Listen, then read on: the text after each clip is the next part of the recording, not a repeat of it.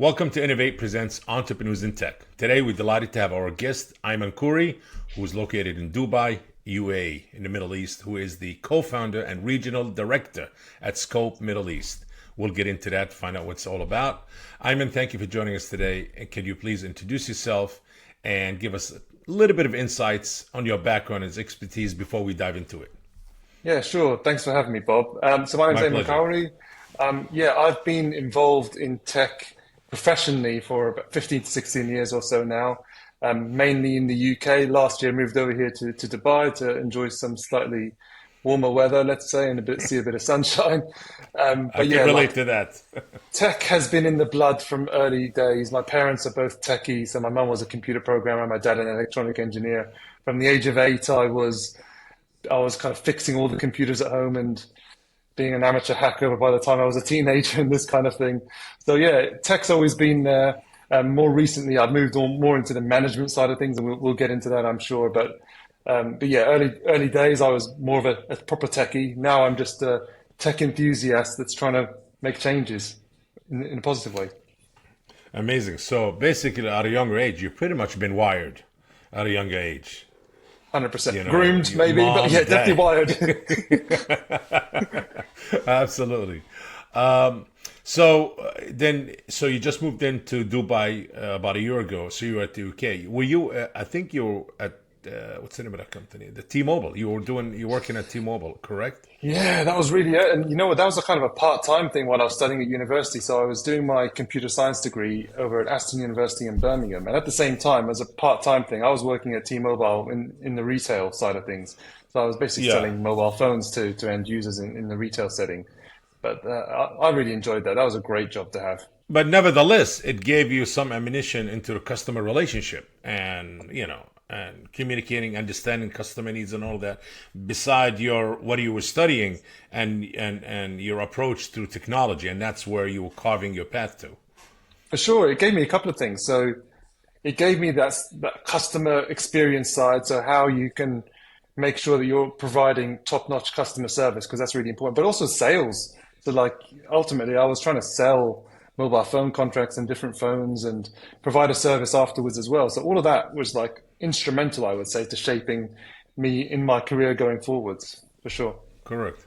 And when you graduated, where did you work? Have you stayed at T-Mobile, more on on the corporate side, or you went to work for Link? No, no. So the link was actually before T-Mobile, and funnily enough, so Oh, that was probably my so my first job ever was actually working in a suit shop, one in the UK called Chiro Chiterio.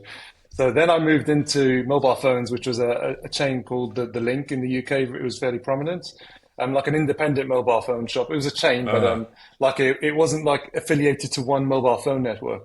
It was kind of across the different networks. So that was where I kind of cut my trade, and I became an assistant manager there. So I very quickly managed to get really good at the sales and customer service side. And they said, "Hey, we're trusting you with the keys on the part-time days that you're working." So I was opening one of their main stores in Birmingham, Bullring, which is one of the main shopping centre over there in Birmingham in the UK. And on a Sunday, that was my store. So I was managing people much older than me. And here's me, like, you're talking 18-year-old kid, right? But I managed to show that I actually was able to learn quite quickly and understand the job, and I was responsible from an early age, quite frankly. amazing. Mini Bill Gates, I would say. Did I say that? Yeah, why Um, not? Yeah. hey, then you worked. What about Oracle? Let's talk about that. So when you Yeah. graduate, was that your first corporate kind of full That time was job, Oracle? that was actually during. So that was like I did a placement year. So I took a year out of university. So I did my first 2 years. I then got a placement at Oracle. So I was full time for a year working for them over in Reading in the UK. And that's where I really built an appreciation for Oracle as a database. And I really got to understand what sits behind the software that we see. And that's having a really solid database. So I was involved in developing one of their products that they were looking to launch was Oracle Fusion, which is like it was at the time their kind of state of the art reworking of all their previous years of other software that they were offering in their suite. So I was working on the payroll product, their new Oracle Fusion payroll product. So I was helping build the database behind the scenes there, which was great as a student that was learning about this at university to come in and work for one of the top companies and have an actually genuine impact on the products, one of their flagship products at the time. So pretty much really working for Oracle kind of gave you that, influenced your view on software development and all of that. Oh, for sure. Like it really helped me appreciate what goes into enterprise software and just the sheer scale of these teams that are involved in building these things. There's so much to it. Amazing. So I'm trying to get it right now. So you worked there for a year, then you went back to school, you graduated, Yeah, and then can I say you started working for Cube that's right. Global Yeah, so Software? that's it. So you got it now. So yeah, so that was my first kind of proper postgraduate position. Was working for Cube. I was there for 8.5 years in the end in a variety of different roles. Ooh. So I was quite loyal, right? And the first job that I did there was as like an application support specialist. So that I was essentially helping customers that had bought the software with any support queries that they had. And this would involve not only like taking the call, let's say, but also diagnosing any issues that they might have had, and then going in and fixing the problems that they had in the code, and then releasing patches to fix their problems. So this was like enterprise software, property management software. And yeah, it was like we're talking about big clients here, huge retailers, banks, all the biggest banks in the UK pretty much were using the software. So when you had a problem that was affecting their property estate or whatever it might have been, and they had a month end or a year end, like there was some pretty you can get under pressure in those kind of jobs. So really important to try and keep you cool in those situations. I mean, with your journey so far, I'm talking so far at Cube, that led to Cube, and you stayed there for 8 years working for Oracle and other tech communication companies, and your studies, obviously. So you pretty kind of you have a backpack full of knowledge, experience, and you've seen by working for I would say for Cube kind of gave you to see certain things that are missing in the tech industry. Have you thought of starting your own startups? Like, you know what? There's a solution and nobody doing it. I can't believe it. I'm gonna start my own startup here and provide that gap, that missing gap, or flaw that I see in the tech industry. You know what? So throughout my career, I've always been fairly entrepreneurial. So even let's say, even when I'm working for another I corp, agree with that. Yes, you do. You are an entrepreneur, obviously. Yes. thanks. Yeah. So look, even let's say when I was at school, right? I'm not incredibly proud of this, but back then I would, let's say, I was one of the early kids in the school that figured out that you can download music. This is going to hurt you as someone that's into music, but I used to download music illegally and put them onto CDs and sell them out of my school locker for like £2. So that's like what, $3 or something like that. So I would sell them to other kids. So early on, I was quite an entrepreneur. I would then discover that I can buy mobile phones that are locked to a particular mobile network and then unlock them and sell them at a premium to other people on eBay. So this was all happening part-time around just life in general, as just a way to make some money. Then later on, even when I was in a company, so let's say I was working for Cube, I'm always looking for that next step. So what more can we do? What more can I do? How can I keep showing that I can add more value than what the constraints of the role would give me? So I've always had that kind of mindset. And yeah, so I'd always have ideas, but the opportunity was, I guess that one idea never stood out at any point until later on in my career. And it was more opportunistic. So after Cube, I moved to Xero, which is an accounting software. And there again, I was able to like keep pushing myself. So even at Cube, I was moving roles every 2 years, every 1.5 years, that kind of thing. I wasn't hanging around for too long in any given position. And this carried on at Xero as well. I did, I think, 4 roles in 5 years at Xero. And over there, I was really exposed to lots of different parts of the business. The most recent one, so the last role I held there, was essentially me being an entrepreneur within the business. I had my own little skunk works where I actually pitched to create a brand new team, which was this EMEA hub team, which was essentially going after emerging markets in Europe, Middle East, and Africa. and seeing where zero had potential for growth. So I had a team and we were dedicated to growing out these other regions rather than our growth being organic.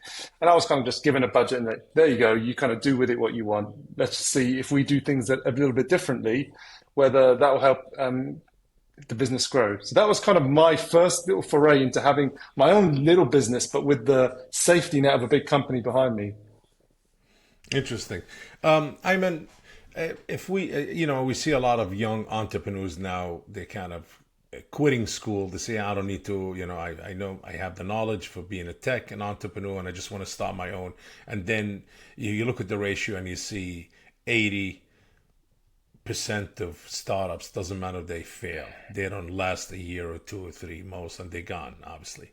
And looking back at your career, would you say that education really gave me the ammunition I want, gave me the discipline, and opened the doors for me to work for such big companies, to learn, to gain the experience I need, to understand the business, to understand the market, every aspect of it, because you cannot just start a business without understanding what's missing, what work, what is needed, and how to do it. You need a lot of things. You need the network, the communication skills, the knowledge, the ability to understand market, understand sales, marketing, all of these things.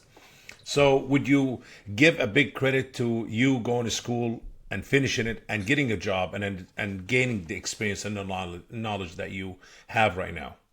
Yeah, for sure. I mean, look, with in hindsight, who knows where my life would be now if I hadn't have done those things. But for sure, I have Correct. no regrets about the choices I made throughout the years, and they Amazing. every single part of my career, be it while I was a student or afterwards, that all contributed to where I am today. So what I feel that an education gives you is it gives you options, particularly early on.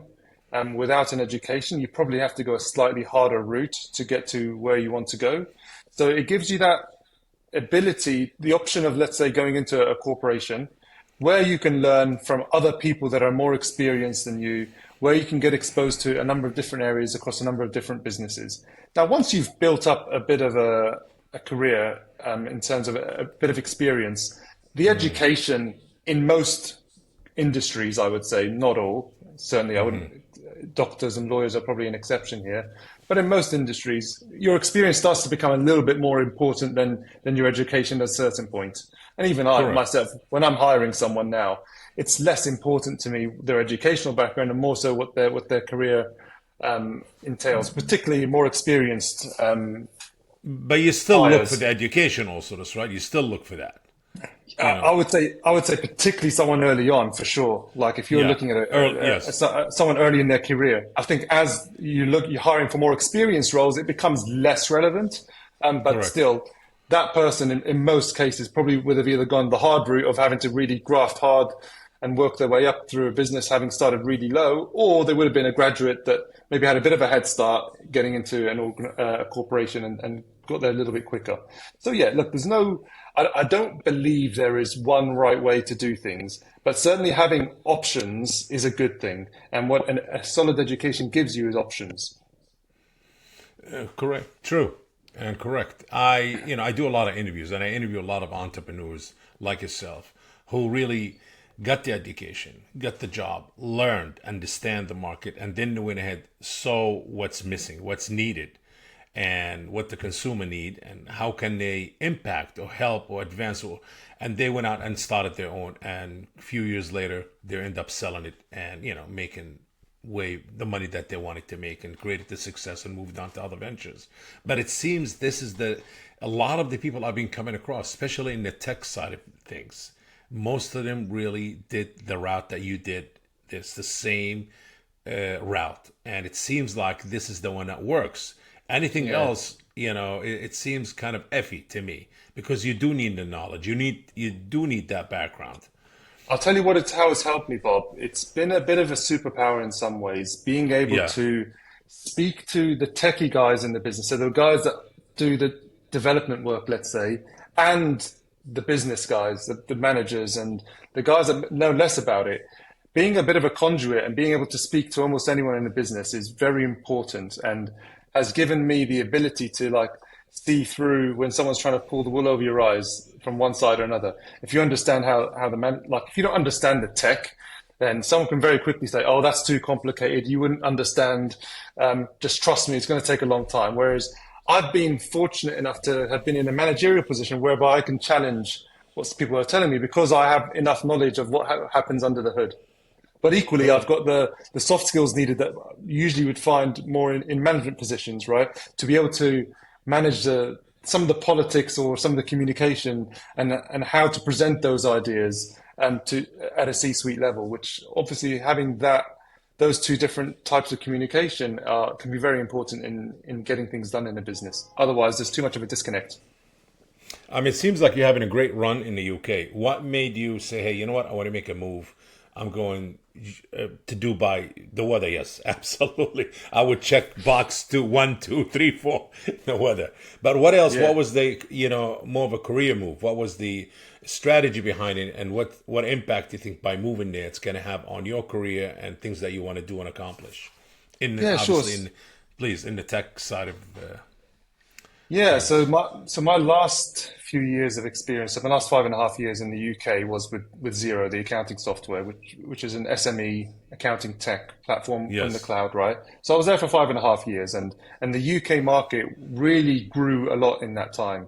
Zero as an organization did, but the whole accounting tech sphere, which is like a subsection of fintech in general, and that Yes. was really going through a boom, mainly because there was government legislation that meant that businesses now had to actually start filing their taxes digitally. So that managed to create a bit of a boom in the accounting tech space. That meant that the adoption curve, so you've got these kind of beautiful little bell curves about tech adoption or adoption of any kind of tool sometimes. That was like really helped accelerate the growth of accounting technology in the UK. Now, I was occasionally visiting the UAE, particularly more lately in my career at Zero when I was looking to grow the market. And what I found was that, man, there's a huge opportunity over here. The UAE, the Middle East at the moment, is going through a real boom.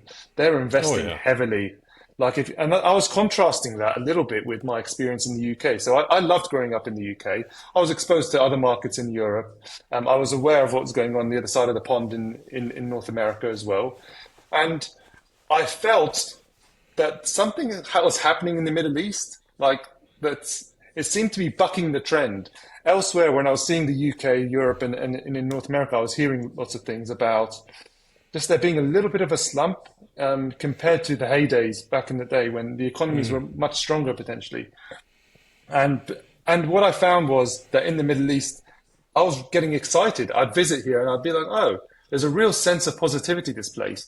But on the accounting side, the market was way behind. So they only introduced VAT over here in 2018. They've only introduced corporation tax last year. So for years, like tax is a new thing. And for the first time ever, they are having to actually start to keep a solid set of accounts over here. So I Wow. saw this as an opportunity because you've got a region which is going through phenomenal growth in terms of the number of SMEs, but they don't really have solid accounting. And I know it takes time to build up like the knowledge in the market around why you should be using software to solve problems. Well, you're So creating a whole brand new infrastructure. oh, completely. It's a Yeah. whole new market that you need to develop, Absolutely. Yeah. and Yeah. so that left a bit of a gap. So clearly that was kind of a light bulb moment in that there's an opportunity here, and whoever Wow. gets in early can really capitalize on that. So yeah, Absolutely. when I left Zero last year, it was so I'd spoken to a couple of my business partners who are now they've been doing what I'm doing here in Malta for the last 12 years, which was a similarly untapped market now, much smaller, but untapped nonetheless. Like the big players weren't necessarily as interested. So it was much Yeah. earlier on in its journey. So we were able to kind of, they asked me, they said, hey, is there an opportunity for us in the Middle East? I said, absolutely. And they said, well, let's get into business together. So I was very Wow. fortunate to have the backing of a couple of guys that really trusted and seen what I was doing at Zero and saw the potential in what we could do in the Middle East. And here we are. Like a few months later, I moved out here. Wow. Amazing. Well, you got UAE, you got Saudi Arabia, you got Oman, Bahrain, Qatar, Kuwait. I don't know Yeah. if I missed any. There's much more, but in that kind of, I would say the Gulf region or the MENA of the Gulf region is heavily investing in technology and advancing in every sector. The major changes. for sure. What I've been And seeing, yeah. 100%. And I'd also say there's lots of misconceptions. So people have assumptions about what it's like in the Middle East. Maybe they think it's a little bit backwards if they've never been. Hey, I would challenge anyone to Far away come from to. that. Far I away would from that. challenge. I would challenge anyone. Come to Dubai and see exactly what it's like. You will be amazed at how advanced it is, technologically, socially. Like people's, I remember being surprised last year when I told someone I was moving to Dubai. It was a lady. I can't remember which country in Europe. I was on a business trip, and she said Dubai. She was like, they don't even let women drive there. I was like, are you crazy? Have you been? Like women drive. Women represent more than 50% of the of government positions. There is Yes. like all of that stuff is behind. I would say any Oh, kind of things that shape those absolutely. kind of misconceptions. You really have to come here to judge it, and don't have any assumptions about the place. I would say come in I with an always open mind. say, do your own research and travel. Don't be afraid. Don't be afraid. Don't be afraid. Oh, open your eyes to the world, and you'll be surprised. I mean, many years ago, I used to think the same, kind of. And then when I started to travel, I was like, oh, everybody got everything, and even better. Oh my God. A lot of Oh, people even living better, happier, more advanced. And yes, the boom that I've been witnessing in the past 2 years, especially this year, beyond even the acceleration in technology, it's like there's a major race. They're advancing a lot, in the Middle East, especially in the Gulf, I would say. A big boom of entrepreneurs and startups in technology in every sector, but technology, amazing, especially the big project in Saudi Arabia, Vision 2030. yeah, This has really kind of accelerated and took everything to the stratosphere. for sure. Like you can see it as well. It's palpable. You look Yeah. everywhere. There is ambition in every area. Like they're not happy to settle, and not only internally within the countries, you can really feel it, but also between them. There's a healthy level of competition, I would say, between the Gulf states about um, not necessarily they call it one-upmanship, but in terms of like, hey, you've got that, we're going to try and do this. Like Qatar had hosted the World Cup, which was amazing for Qatar. It really, Yes, absolutely. this is the football World Cup. So this, sorry, soccer for you guys. But yeah, they hosted that, and it was like an amazing thing that they can really cool. Dubai has the world's tallest building, so there is this kind of like, hey, what you can do, well, we're going to do something better, and I think that's really good for the region because it can help Competition put is it on the map. healthy. I always For encourage sure, competition. Absolutely. I love Being competition. competitive. Yes, it's extremely healthy and advancing. Um, you know, what would you know, there's been a lot of talk about AI. Let's dive into that. AI and, taking over this. Nothing going to take over. Obviously, AI is being used to enhance, to advance, to put our time into better use in anything we do, especially in technology and it's coming to accounting. Do you feel at a point of time where AI really will kind of, I wouldn't say take over, no, but will help you, how should I facilitate things that you would need a larger staff for? It's done through AI, where you just supervise and oversee and make sure everything is, being done properly according to the laws of every country, I guess. Yeah, so there's lots of different areas AI can help with accounting. Yeah. And it's been helping for a number of years already, believe it or not. People just don't realize it.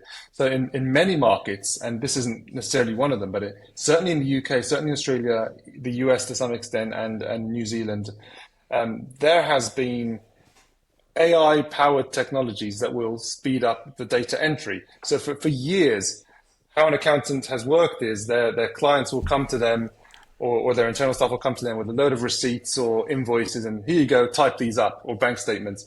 Now, like OCR technology uses machine learning, which is essentially an element of AI, to extract data much better, much more accurately than a human can, quicker as well. You can teach it how to code things into your accounting software, which is amazing. That's, Wow. at best, this can reduce the amount of data entry that you have to do by 90%. So imagine what you could do with, if you've got 10 members of staff and 9 of them are now free to do other things or to take on more clients. How amazing would that be if you've got 10 people doing um, just data entry? Like that alone is a huge, excuse me, is a huge saving in the time. And it also means that you can retrain people to perhaps provide new service lines. So that's one side.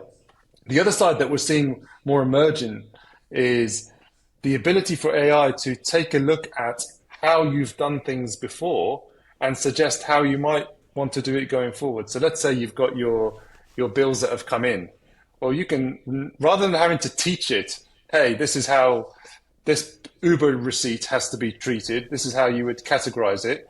I'm going to look at what you've done for the last 2 years and suggest how you might do it. So that's another immediate time saver, right? So it's changed that job into a review job from a decision job.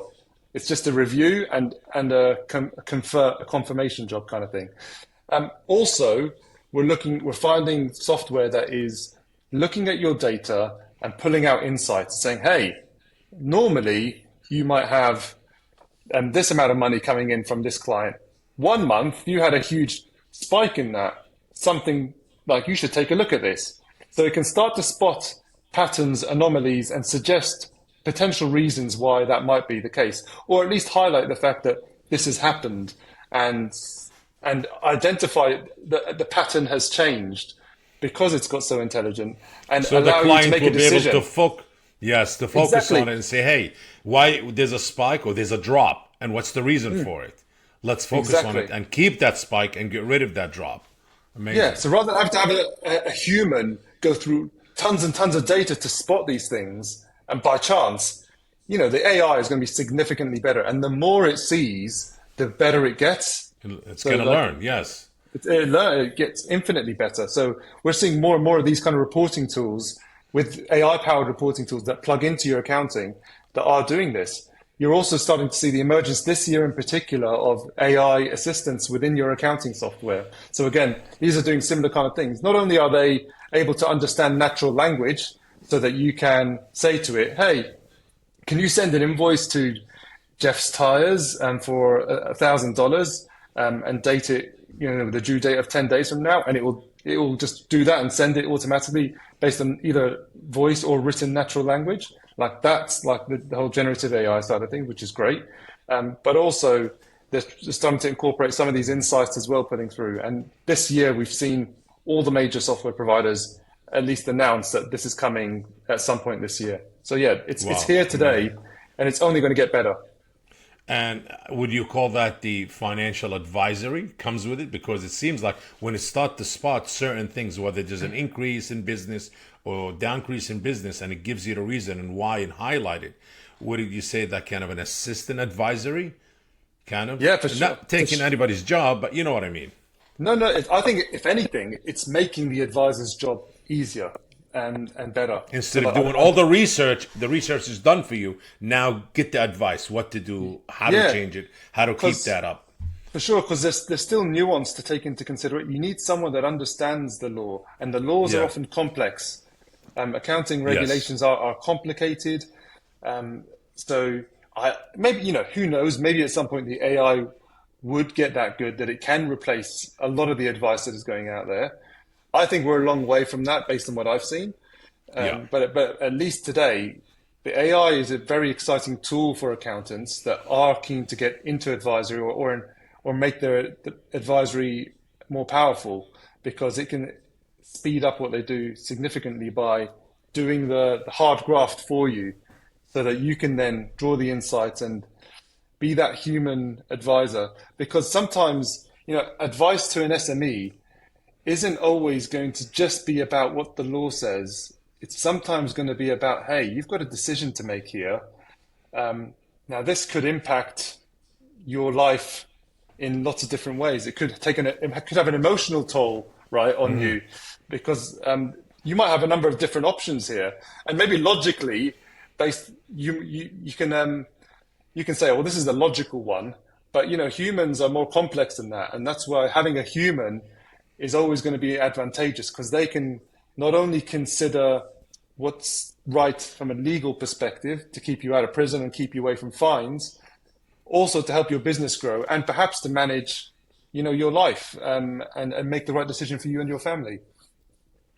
Would you say, are you the only the leading tech accounting firm right now that's using all the advanced technology and changing the face of how accounting being done in Dubai or in So, UAE? So funny, so funny. We're not actually an accounting firm. We're a tech firm. We work with Well, accounting firms. Yeah. So we're we're the only ones that I can think of are that's you sure you don't focused have on an this accounting niche. degree? Maybe you took it part time and you forgot about it. I did do an MBA and it did have a corporate finance element to it, so I've got Okay, enough here we go. knowledge. But no, Yes, I'm not an accountant. But yes. I've been exposed so much, and I've met so many accountants over the years that Well, you I understand it. Your I whole understand the technology that you work in. challenges. Yes. I understand the challenges. I understand how to alleviate them. So we are the only, and we've got a team of accountants, or let's say lapsed accountants that love the tech a little bit more, that are helping us kind of on this revolution. But we're the only ones that are really focusing on it as a niche in the region, that's for sure. And you're helping a lot of these accounting firms to change their infrastructure and the way they operate to help so they can advance and be better and faster and more accurate. 100%. That's exactly it. It's all about let's help you do, let's enable you so that technology can help you and your firm grow faster, take on more clients, provide better services to your clients so that they value you more. If the only way you're competing, and this unfortunately is the case for most accounting firms here in the region, if the only way you're competing is on price, you are not going to be that sticky to your client because as soon as someone offers a lower price, they're going to say goodbye to your firm. You need to find ways of adding more value. That's the only way to have sticky clients. And being cheap and having clients that don't really value what you do, is that really where you want to be? Now, I guess maybe you're the only company in Dubai providing this technology and this transformation of infrastructure of accounting tech. Have you thought of going other states in the UAE, like let's say Abu Dhabi or the other smaller states? Because every state have its own rules, would I say, and but it still have its own infrastructure. So fortunately, the accounting laws in the UAE, so across the Emirates, are Oh, the same. unified, which is great. So we Yeah. serve the whole market. We serve the wider Middle East. So we are scope Middle East here. Now we happen to have started in Dubai in the region last year. But however, we happily take on clients from other Emirates on a, let's say, more opportunistic basis as opposed to us being proactively going out at the moment. But the plan is that, next stop for us is probably going to be Saudi Arabia. It's a Big huge time. market. Huge. Again, lots of advancement going on there, Correct. particularly in this space. So yeah, we see that as a huge opportunity for us as well. What about Africa? Africa, I mean, look, we can certainly take it on. Now we have to be careful with our resources at the moment. I mean, certainly I've seen advancement in accounting tech in places in East Africa. So Tanzania, Kenya, they seem to be making some really good movements over there. Places like in North Africa, such as Egypt, has a huge SME population. Nigeria as well. Look, some of the African countries, I would say, you have also to contend with trickier regulatory environments. Also, there is less incentive at the moment for firms to be digitalizing, as there is in other regions that are investing in the infrastructure and trying to incentivize it. So it's not to say it's not coming. I would say for sure we can help businesses that are in Africa. The opportunity is probably riper in the Middle East and particularly in the GCC, so in the Gulf countries. But hey, look, who's to say? Like places surprise you. Some places come out of nowhere. As I said, like East Africa, I'm seeing some good things coming out of there at the moment. Amazing. Looking back at your career and an advice that you would give to entrepreneurs who say, hey, you know what? Love what Ayman Kaouri did. I really want to carve my own path the same way he did it. What are they moving into Middle East to Dubai and Dubai? It's like the new American dream there. If influencers, techies, everybody who have an idea, they want to go there, they want to build it. They'll say, yes, I want to infiltrate my idea in the Middle East. I think there's great positive success there, and I don't need this, I need that. Okay, you came in with a lot of ammunition, and when you came in strong and solid. But I guess not everybody might have that path or that opportunities like you did, but you created your own opportunities. So, which is another entrepreneurial quality or criteria that you have. What advice you would have for others? So my best bit of advice, I would say, is keep moving forwards and don't wait for someone to hand you something on a platter. Like, don't just wait for the opportunity to come. You have to keep advancing. And what I used to do throughout my career was I would never settle and just focus on what I'm doing now. So let's say I got the role that I wanted. Where's my mind gone? Yes, I want to do an amazing job, but I'm also thinking, where am I going next? Like, and I would create a plan for myself. I would literally say, hey, that's the role that I want in a couple of years' time, or in a couple of positions from now. How am I going to get there? Who do I need to speak to? Whose radar do I need to be on? What competencies do I have to demonstrate? How am I going to do that? Like, who needs to know that I want to get there? Let's get on their radar somehow. So I think it's really important that you don't just wait for things to be served to you. You have to put in the work. And the amount of times I've seen people that have worked for me as well in the past, they just wait for a job ad to come up and then they say, oh, I want to apply for this thing. I was like, well, this is the first I've heard of you being interested in something like that. Like, why aren't you talking to the relevant people about this stuff? You need to be thinking proactively about the direction you want to go in. You know, if you leave everything down to luck, you're gonna struggle. In all honesty, be very deliberate about the direction you're heading in. I like to be very deliberate and put in the work. Great advice for the day. I like it. Entrepreneurs in tech, but definitely, Ayman, you really fit the title. Entrepreneurs in tech. All your life from the beginning, from being at home, being wired. I like that, and connected, and your parents' influence, which is extremely important.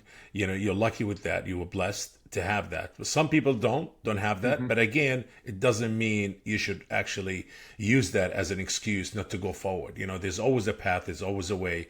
If I always say, if there's a will, there's a way. For Simple as sure. ABC. If there's a will, there's a way. And look, I posted about this on LinkedIn earlier. We were talking about how much I post on LinkedIn before we went live. I posted earlier today about, hey, like people, like things aren't always going to be easy. You're never going to be comfortable in life. Even now, like maybe I'm happy with where I've got to, but I'm not satisfied. Like I'm never satisfied. You always want more. You always want to push yourself. Get out of your comfort zone all the time. When you're comfortable, you should be worried. That's kind of what I think. Yes. Particularly if you're an ambitious entrepreneur, you always want to be out of your comfort zone. And that's the best bit of advice I think I can give you. It's like walking into a neighborhood and everybody too happy. Something's wrong here. Yeah. We're a little Exactly. bit too happy. Absolutely. Amazing. I look at it this way. It's not just about the comfort zone. It's about just, always look to evolve. Be grateful. I always say be grateful for what you have. Don't be Of greedy. course. Be grateful, but always continue to thrive to how much more you want to grow. It's all about growth and evolvement. And money comes. It's gonna come, but don't make it the main focus. I would say. I learned it the hard way. A lot of the stuff I say, I definitely I made a lot of mistakes, but that's how you learn. That's how you learn in life. You and I both, Bob. Like, who doesn't Yes. make? That's how everyone learns. Every single Yes. successful person tell you, I made a ton of mistakes. No one Yes. had a perfect run. Yes, yes, absolutely. Well, you know what? I got to know you through LinkedIn before I spoke to you today, and you have that familiar face with the beard. I was like, yeah, this is the guy with the beard. Ayman again. He's always posting, but you know what? It tells me that you're proactive. You're always out there. You're being connecting yourself, reaching out. You say, you know what? I'm in a comfortable place. I got a company. I'm in a great place here. I'm making money. I'm making new connection. It doesn't stop. It's not about that. It's about growth, being and evolve, and going 100%. forward. Obviously, yes, Yeah, 100%. Likewise. It's all about personal branding is such a huge thing these days as well. By the way, like if you're not focusing on your personal brand, you're missing a huge trick. yes, It's free marketing for you as an individual, but also for the business that you work for.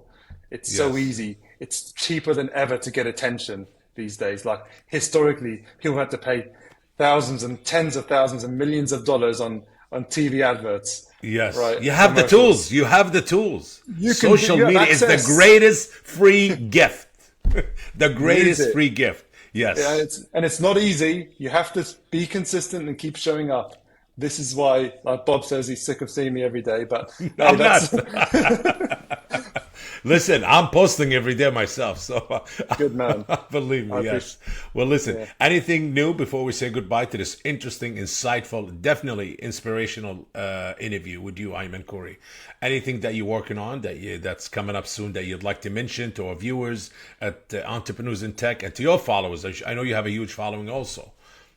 Yeah. So I mean, the fun thing that I never thought I would be getting into is events. So we've Oh, we just didn't sold speak out. about that. No, we didn't. No, please.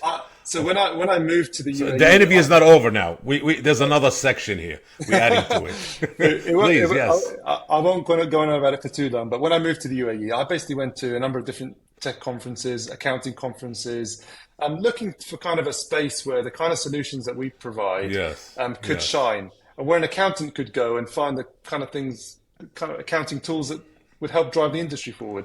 And I think I really struggled to find that. So I'd go to an accounting conference and, imagine an accounting conference, and that's what it's like. It's quite a dry, formal affair.